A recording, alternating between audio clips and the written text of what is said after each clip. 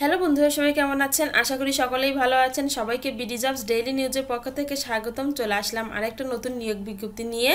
খাদ্য মন্ত্রণালয় নতুন নিয়োগ বিজ্ঞপ্তি প্রকাশ করেছেন। চাকরি প্রত্যাশী ভাই বোনদের জন্য অনেক বড় সুযোগ। সার্কুলার সম্পূর্ণ তথ্য জানতে অবশ্যই বন্ধুরা পুরো ভিডিওটা না টেনে শেষ পর্যন্ত সঙ্গেই থাকবেন। ভিডিও শুরু করার আগে বন্ধুরা আপনাদের কাছে আমার একটি রিকোয়েস্ট, আমাদের চ্যানেলটি যেহেতু সরকারি, বেসরকারি এবং ব্যাংক সম্পর্কিত নতুন নতুন সার্কুলার দিয়ে থাকি, অবশ্যই আমাদের চ্যানেলটি সাবস্ক্রাইব করবেন এবং পাশে থাকা বেল আইকনটি ক্লিক দিয়ে রাখবেন যেন সবার আগে নোটিফিকেশন আপনার কাছে পৌঁছে যায়। এখন বিস্তারিত আলোচনা করছি। গণপ্রজাতন্ত্রী বাংলাদেশ সরকার, খাদ্য মন্ত্রণালয়, বাংলাদেশ নিরাপত্তা খাদ্য কর্তৃপক্ষ।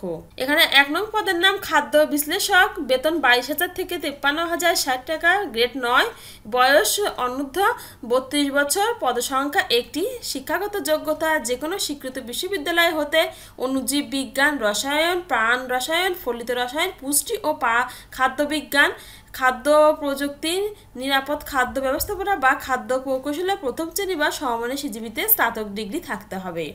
2 নং পদের নাম নিরাপদ খাদ্য অফিসার, বেতন 22,000 থেকে 53,060 টাকা, গ্রেড 9, বয়স 32 বছর, পদসংখ্যা 60টি, যোগ্যতা যে কোনো স্বীকৃত বিশ্ববিদ্যালয় হতে অণুজীব বিজ্ঞান, রসায়ন, প্রাণ রসায়ন, ফলিত রসায়ন, পুষ্টি ও খাদ্য বিজ্ঞান, খাদ্য প্রযুক্তি, নিরাপদ খাদ্য ব্যবস্থাপনা বা খাদ্য প্রকৌশলে প্রথম শ্রেণী বা সমমানের সিজিপিতে স্নাতকোত্তর ডিগ্রি বা সমমানের দ্বিতীয় শ্রেণী সমমানের স্নাতক ডিগ্রি থাকতে হবে। 3 নং পদের নাম হিসাব রক্ষক কর্মকর্তা, বেতন 22,000 থেকে 53,060 টাকা, গ্রেড 9, বয়স 32 বছর, পদসংখ্যা 1টি, যোগ্যতা যে কোনো স্বীকৃত বিশ্ববিদ্যালয় হতে বাণিজ্যিক হিসাব বিজ্ঞান, ব্যবস্থাপনা, ফাইন্যান্স, মার্কেটিং বা ব্যাংকিং এর প্রথম শ্রেণী বা সমমানের সিজিপিতে স্নাতক ডিগ্রি থাকতে হবে। শর্তাবলী নিম্নে শর্তাবলী উল্লেখ করা আছে। 1 এপ্রিল 2025 তারিখের মধ্যে সকল প্রার্থীদের 18 থেকে 32 বছরের মধ্যে হতে হবে। এছাড়া নিম্নে আরো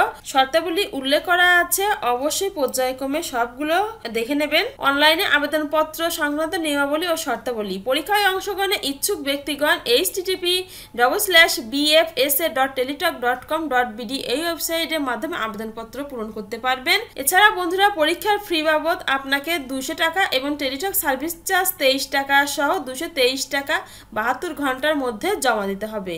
এবং 1622 নম্বরে কিভাবে SMS পাঠাতে হবে সম্পূর্ণ নিয়মাবলী কিন্তু নিম্নে উল্লেখ করা আছে।